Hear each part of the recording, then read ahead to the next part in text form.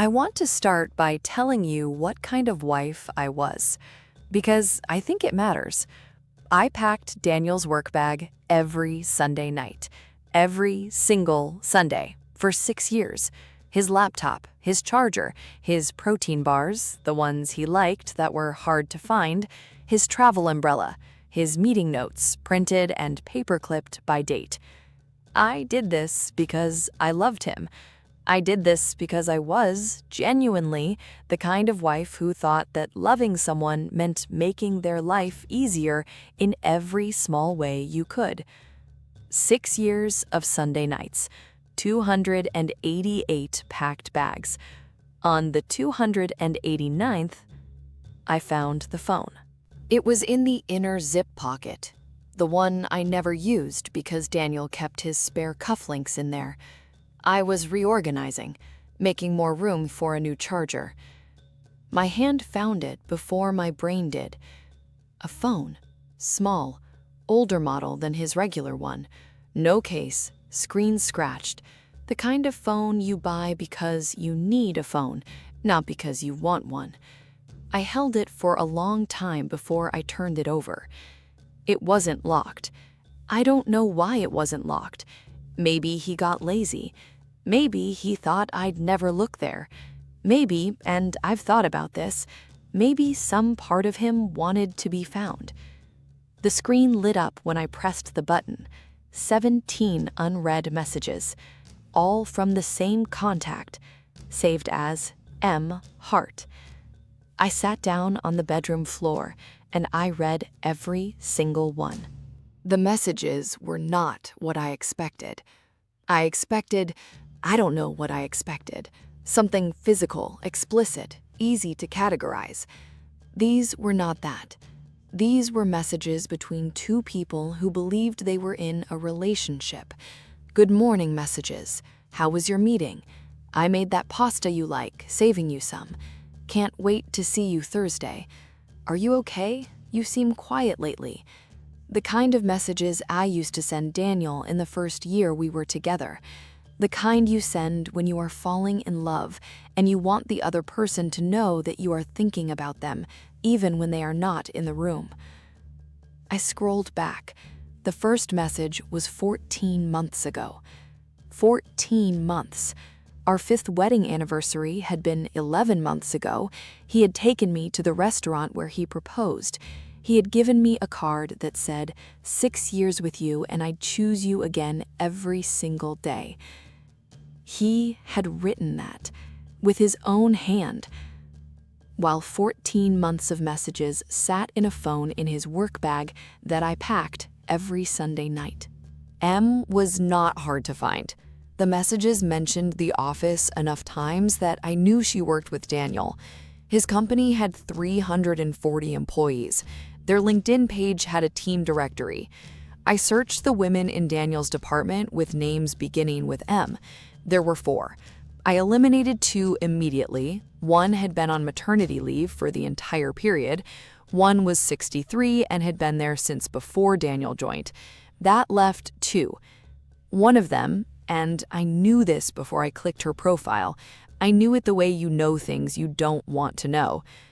One of them had liked every single one of Daniel's LinkedIn posts for the past 14 months. Maya, 26 years old, his junior by 9 years, joined the company 16 months ago. 2 months after she joined, the first message. She was in the photograph from last year's Christmas party, the one Daniel sent me from his regular phone. She was standing 3 people to his left, not beside him, 3 people away. Because he was careful. He was always so careful. I put the phone back in the inner pocket. I finished packing the bag. I made Daniel's coffee the next morning exactly the way I always made it. 2 sugars, a splash of oat milk, left on the kitchen counter at 7:15, so it was the right temperature when he came downstairs. I kissed him goodbye. I watched him pick up his bag. I watched him walk to his car. I watched him drive away. And then I sat at the kitchen table with my own coffee going cold, and I made a list of everything I was going to do. Not emotionally, practically. I called in sick to work. I got my laptop, I opened a new browser tab, and I started building a picture of Maya. Not to hurt her, I want to be clear about that, because what I found in the next 4 hours changed everything I thought I understood about what was happening. Maya was not the villain of this story. Maya was as deceived as I was. And the proof of that was sitting in her Instagram, in the form of a photograph she had posted 3 months ago, a photograph of a set of keys, house keys, with the caption, "He finally gave me a set." Those were my house keys. Daniel had given Maya a key to our home. I spent 3 hours going through Maya's public posts, and a picture emerged that I was not prepared for. Maya believed she was in a committed relationship with a man who was on the verge of proposing. She had posted subtly, never tagging him, never naming him, about their relationship in ways that told a completely coherent story, a story where she was the main character. Date nights at restaurants Daniel had told me were work client dinners, a weekend in Edinburgh that Daniel told me was a team offsite, a set of house keys to what she believed was their shared home. Their shared home. Our home. She had been inside my house while I was at work, while I was sitting at my desk sending Daniel a message asking if he wanted chicken or pasta for dinner. Maya had been in my living room with her key that Daniel gave her, because Daniel had told her this was also her home. He had told her he was about to propose. He had told her they were building a life together. And she believed him. Because why would she not believe him? She didn't know I existed. I thought about this decision for a long time. Contacting the other woman is not always the right move. Sometimes it escalates. Sometimes the other woman is complicit and will run straight to the man. Sometimes it creates a war that benefits no one except the person who caused all of it. But Maya wasn't complicit. Maya was a 26-year-old woman who had given 14 months of her life and her heart and her trust to a man who had handed her my house keys and told her she was coming home. She deserved to know. I found her personal email and I sent her a message. I kept it short. I said, "My name is Sarah. I am Daniel's wife of 6 years. I believe you may not know I exist. I think we should talk. I am not angry at you. Please reply if you want the truth." I pressed send at 2:47 p.m. At 3:12 p.m., my phone rang. It was Maya. She was crying so hard I could barely understand her, but through it, I heard the words, "He told me you were my sister." Daniel had told Maya that he had a wife. He had told her the truth about that. What he had told her about me was that I was severely mentally unwell, that I had been diagnosed with a serious condition years before they met, that I could not live alone and he could not leave me because he was my primary carer, that he was trapped in a home with a woman who was not well, who needed him, who would not survive without him, and that Maya was the real relationship, the real life, the one he was building toward. He had told her he was working on a plan to place me in a specialist facility so that he could be free to be with Maya. Maya had believed him. She had felt sorry for him. She had admired him for his commitment to my care.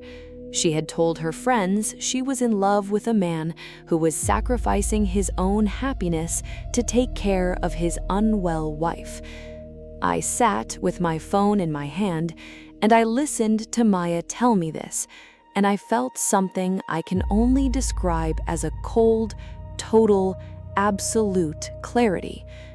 I said, "Maya, are you free on Saturday?" She said, "Yes." I said, "Good. I need you to come to my house. I need you to use your key. and I need Daniel to be home when you arrive." Maya and I spoke every day that week. In the beginning, it was raw. She cried a lot. I listened a lot. We compared notes in the way that only two people who have been deceived by the same person can do. The restaurant on Valentine's Day, he told me it was a work dinner. He told her it was their date night. The weekend in Edinburgh, he told me it was a team offsite. He told her it was their anniversary trip. The key to our house, he told me he'd lost his spare. He gave it to her so she could let herself in.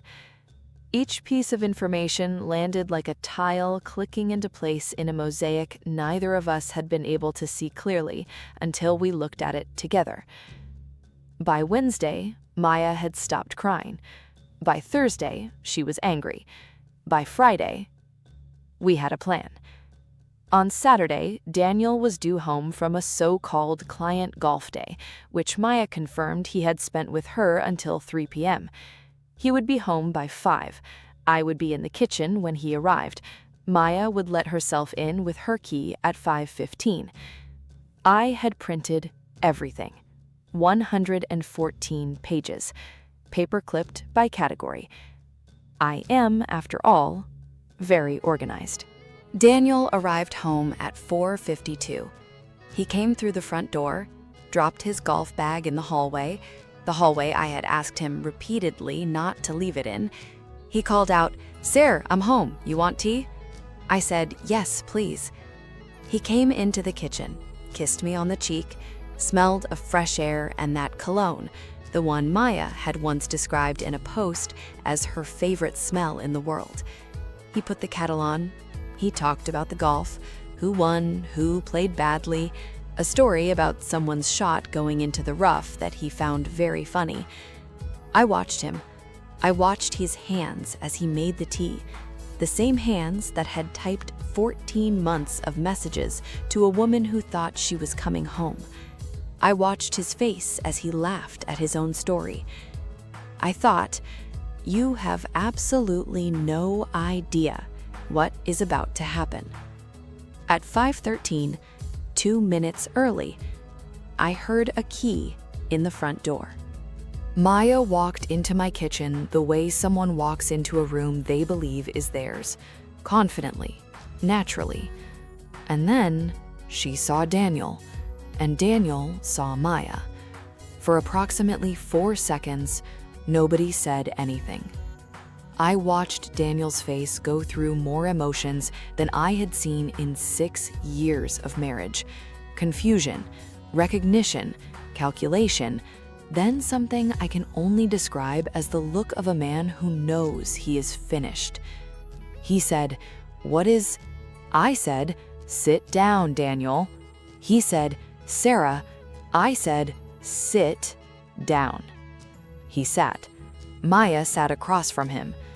I put the 114 pages on the table. I had rubber banded them into 6 sections.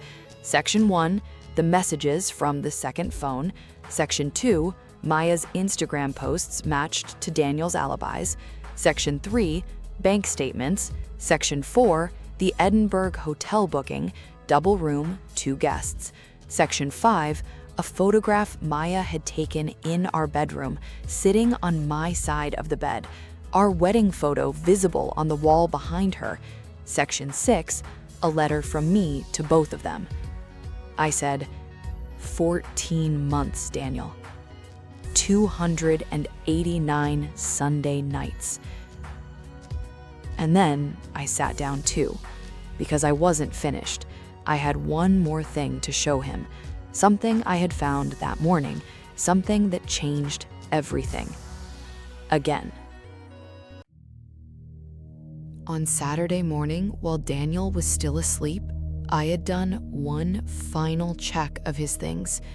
Not the office bag this time, his car. I have no idea what made me look in his car. Instinct, paranoia, some part of my brain that had been upgraded by a week of investigation and was no longer willing to assume anything. I found the third phone in the glove box, under his car insurance documents, also not locked, also with unread messages.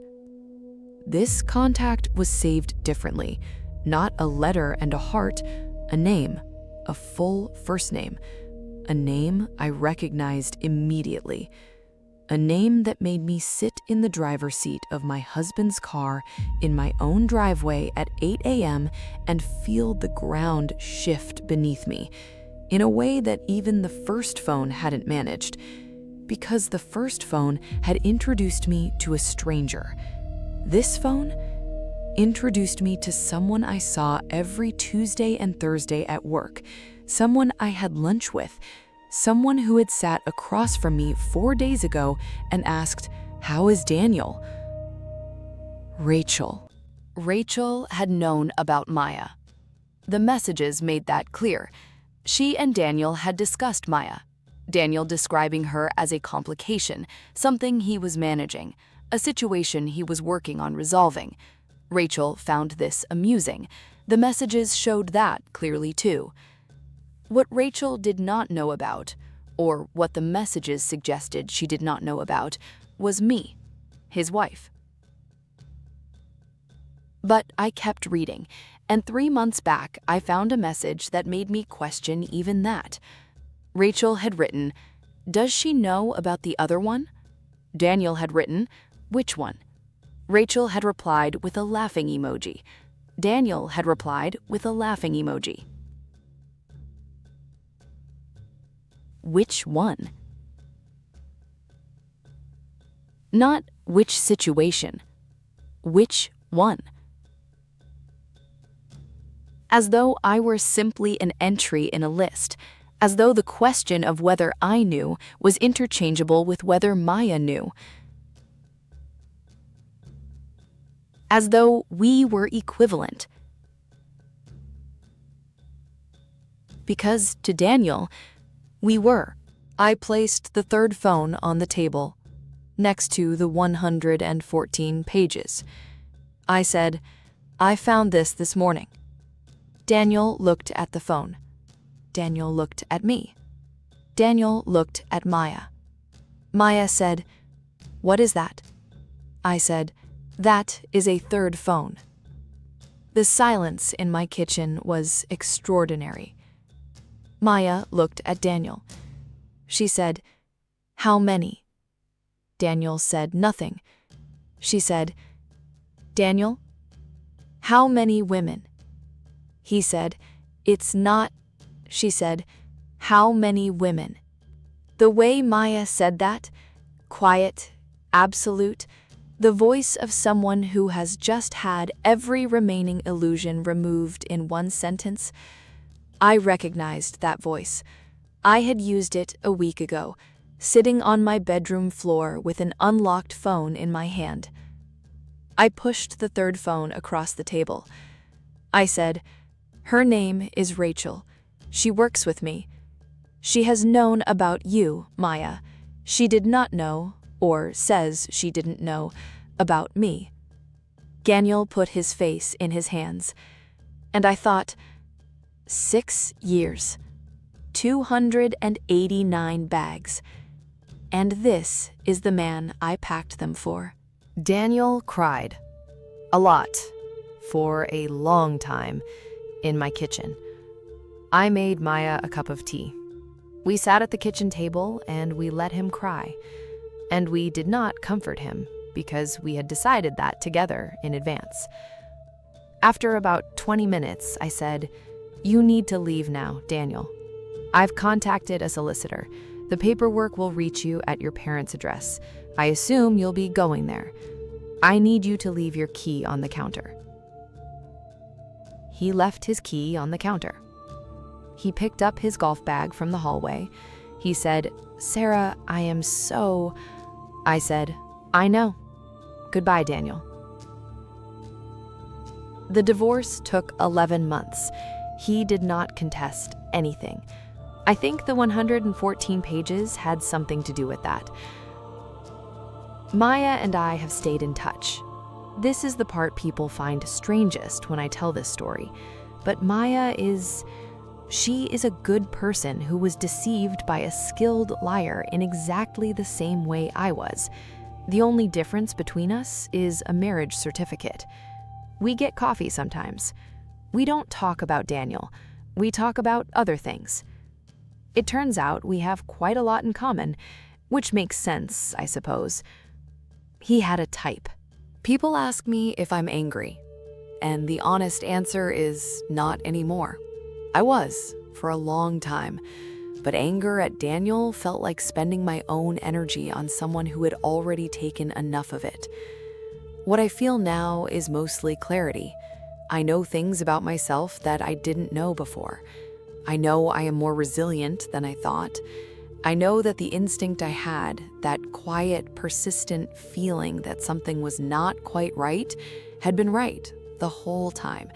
I had just been too busy packing the bags to stop and listen to it. I don't pack anyone's bag anymore. I barely pack my own. I throw things in at the last minute. I forget chargers. I have lost 2 umbrellas. It is, honestly, the best thing that has ever happened to me. If you're carrying something similar right now, some version of that quiet, persistent, wrong feeling, trust it. It knows something your brain isn't ready to say out loud yet. Take care of yourselves, and never, ever ignore an inner pocket.